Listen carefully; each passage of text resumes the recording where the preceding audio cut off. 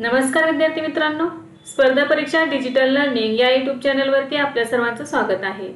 विद्यार्थी मित्रांनो, आज आहे 25 जुलै 2024।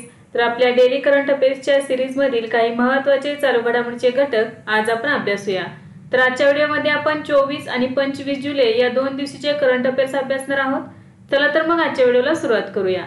फर्स्ट क्वेश्चन आहे, राजीव गांधी नागरी अभयहस्तम योजना कोणत्या राज्यात सुरू करण्यात आली आहे?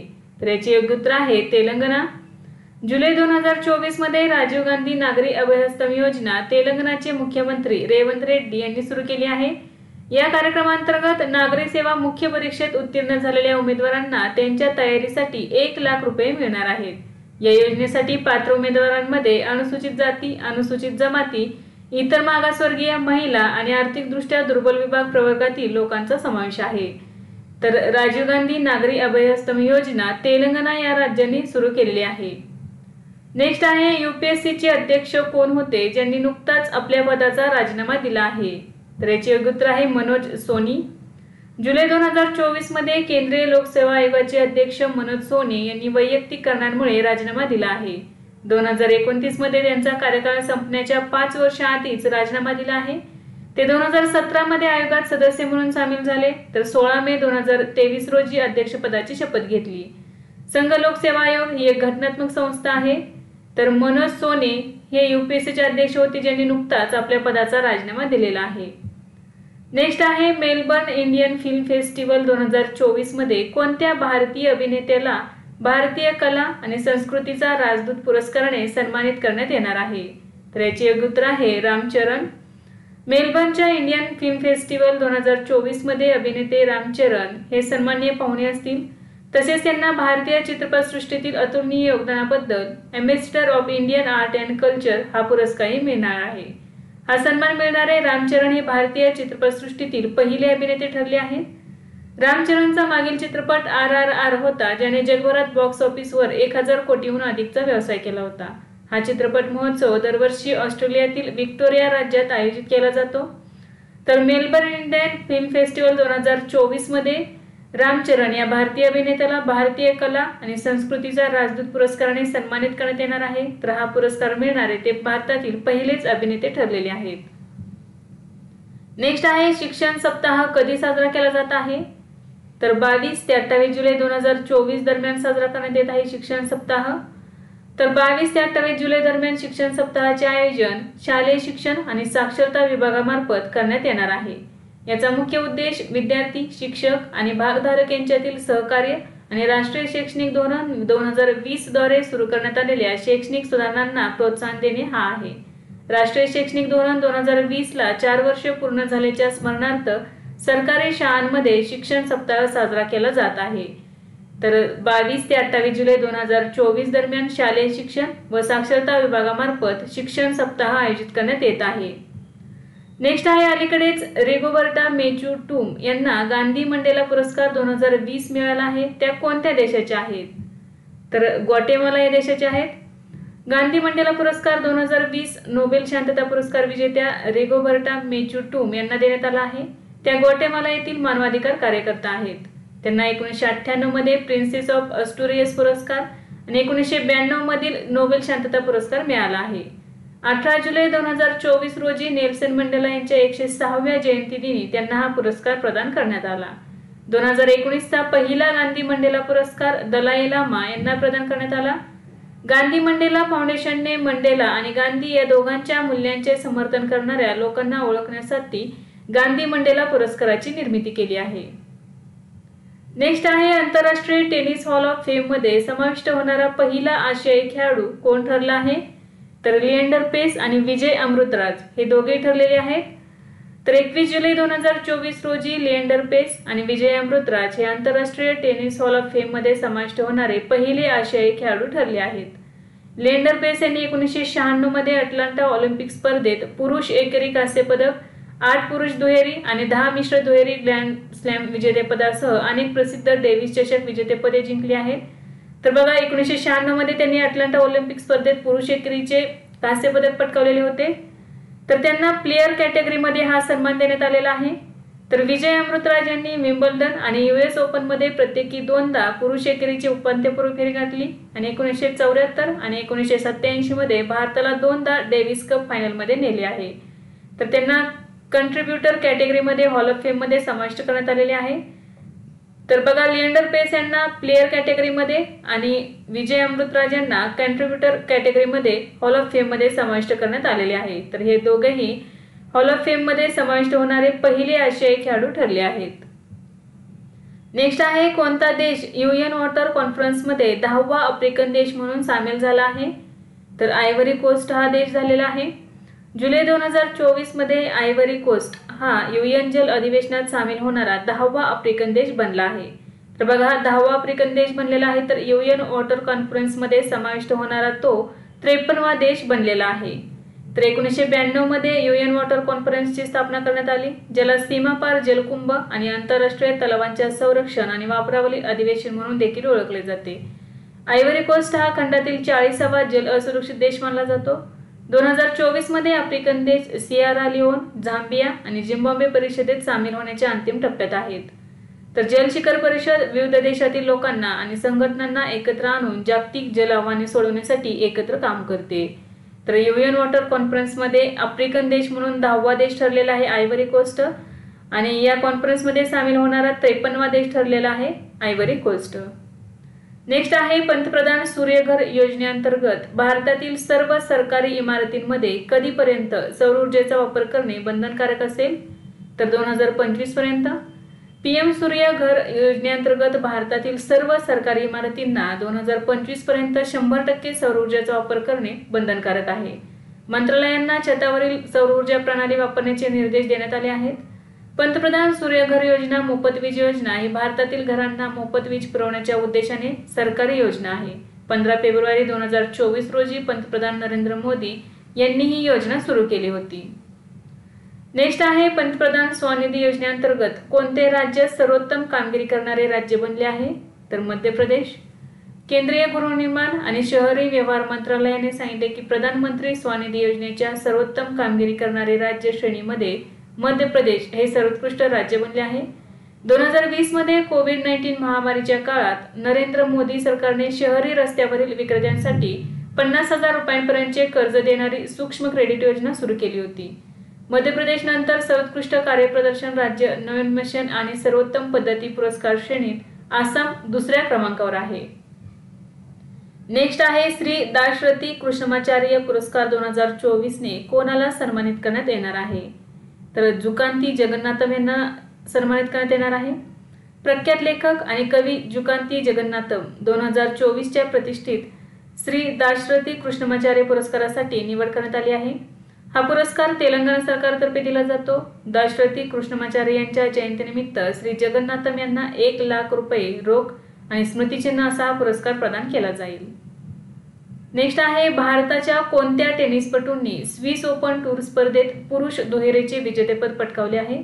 तर युकी भांब्री आणि त्याचा फ्रेंच जोडीदार अल्बानो ऑलिव्हेट्टी यांनी स्विस ओपन 2024 दुहेरीचे विजेतेपद जिंकले आहे। त्याने अंतिम फेरीत फ्रान्सच्या फॅब्रिस मार्टिन आणि उगो हंबर्ट यांचा पराभव केला। युकी भांब्री आणि त्याचा फ्रेंच जोडीदार अल्बानो ऑलिव्हेट्टी यांचे हे वर्षातील दुसरे ATP टूर विजेतेपद आहे। स्विस ओपन 2024 हे 15 ते 21 जुलै 2024 दरम्यान स्वित्झर्लंडमधील गस्टाड येथील रॉय इमर्सन एरेना येथे आयोजित करण्यात आले। तर बघा, स्विस ओपन टूर 2024 पुरुष एकेरी विजेता ठरलेला आहे मॅटेओ बेरेटिनी, हा इटलीचा खेळाडू आहे। नेक्स्ट आहे, नुकतेच कमला पुजारी यांचे निधन झाले, त्या कोण होत्या? तर कृषीतज्ञ होत्या। जुलै 2024 मध्ये प्रसिद्ध कृषीतज्ञ पद्मश्री कमला पुजारी यांचे वयाच्या 74व्या वर्षी कटक येथे निधन झाले।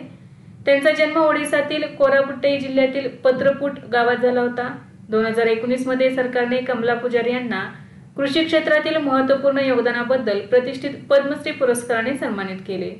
सेंद्रिय शेती आणि देशी तांदूळ वाणांच्या संवर्धनासाठी त्यांच्या योगदानाबद्दल जगभरात त्यांचे कौतुक करण्यात आले। 100हून अधिक भाताच्या जातींशिवाय त्यांनी हळद आणि जिरे यांचेही अनेक प्रकार जतन केले होते। नेक्स्ट आहे, युनेस्कोच्या जागतिक वारसा केंद्रासाठी भारताकडून किती रक्कम देण्यात येणार आहे? तर याचे उत्तर आहे $1 दशलक्ष म्हणजे $10 लाख।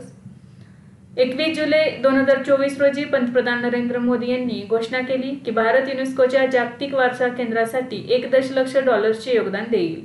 नवी दिल्लीतील भारत मंडपम येथे जागतिक वारसा समितीच्या 46व्या सत्राच्या उद्घाटनावेळी याची घोषणा केली.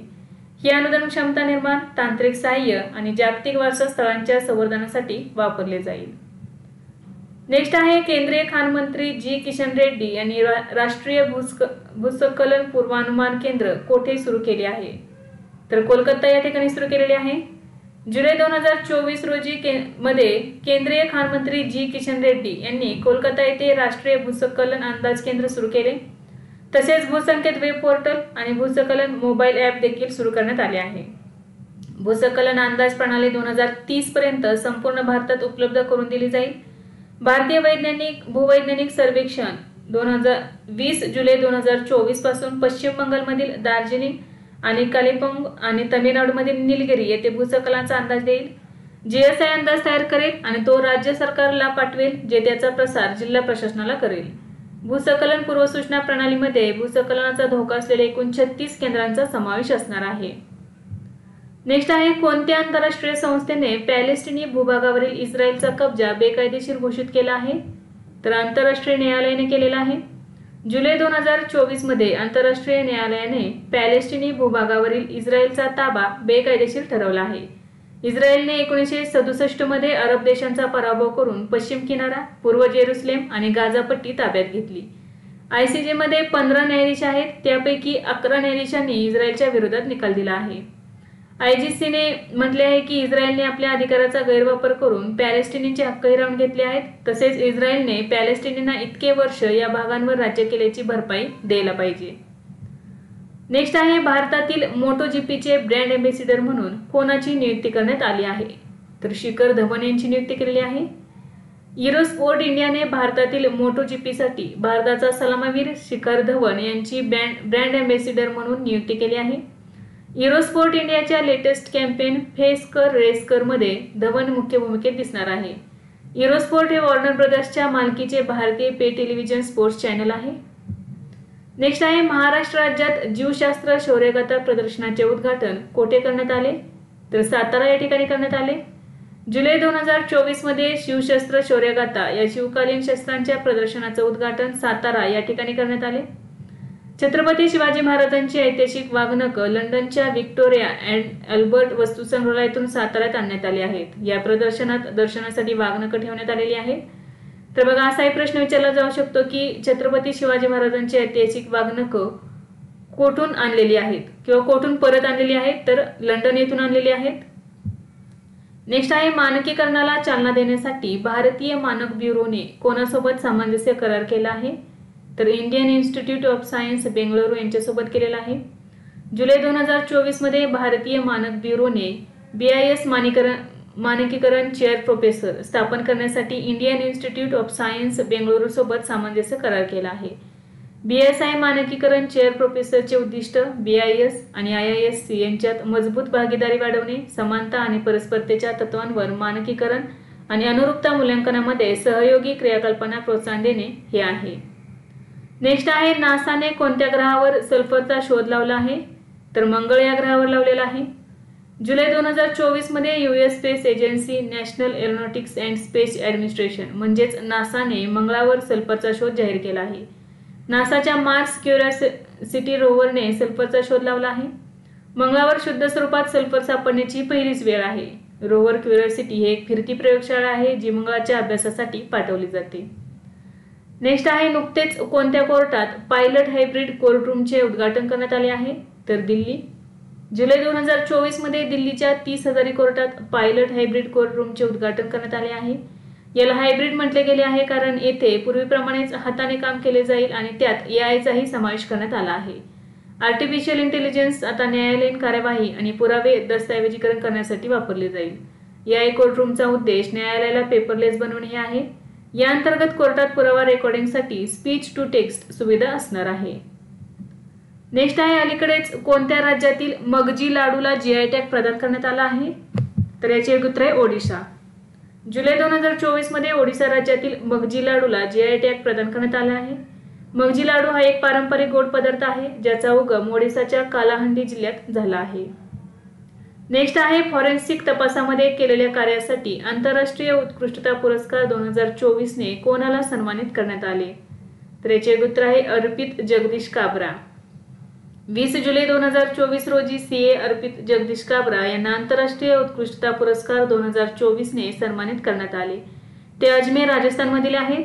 फॉरेन्सिक तपासामध्ये त्यांचे अतुलनीय योगदान आणि सामाजिक प्रभाव उपक्रमांबद्दलचे त्यांचे अतूट समर्पण यासाठी हा पुरस्कार देण्यात आला। लंडन येथील ब्रिटिश संसदेतील हाऊस ऑफ कॉमन्स मध्ये त्यांना हा पुरस्कार प्रदान करण्यात आला।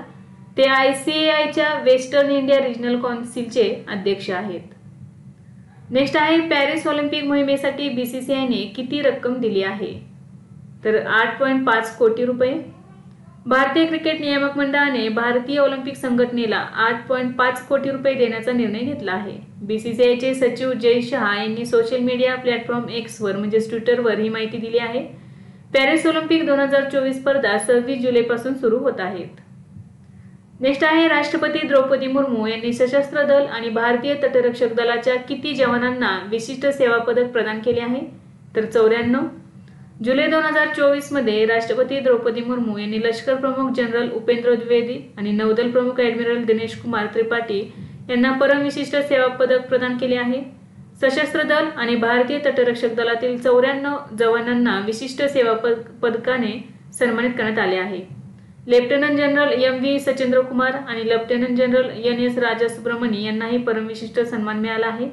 परमविशिष्ट सेवा पदक हा भारताचा लष्करी पुरस्कार आहे ज्याची स्थापना 1960 मध्ये झाली आहे। नेक्स्ट आहे Oxford book store art book prize 2024 कोणी जिंकले? तर मधु खन्ना यांनी जिंकलेले आहे। Oxford book store art book prize 2024 Madhu Khanna यांनी जिंकले। कला इतिहासकार मधु खन्ना यांनी त्यांच्या तंत्रा ऑन एज या पुस्तकासाठी Oxford book store art book प्राइजची दुसरी आवृत्ती जिंकली आहे। भारत आणि श्रीलंकेतील नॉर्वेचे राजदूत मे एलिन स्टेनर यांनी आयोजित केलेल्या या पुरस्कार सोहळ्यात त्यांना ट्रॉफी, प्रमाणपत्र आणि 1 लाख रुपये रोख पारितोषिक देऊन गौरवण्यात आले आहे। तर विद्यार्थी मित्रांनो, आज आपण काही महत्त्वाचे चालू घडामोडीचे घटक अभ्यासले। यासारखेच नवनवीन व्हिडिओ पाहण्यासाठी चॅनलला लाईक करा आणि सबस्क्राईब करायला विसरू नका। धन्यवाद।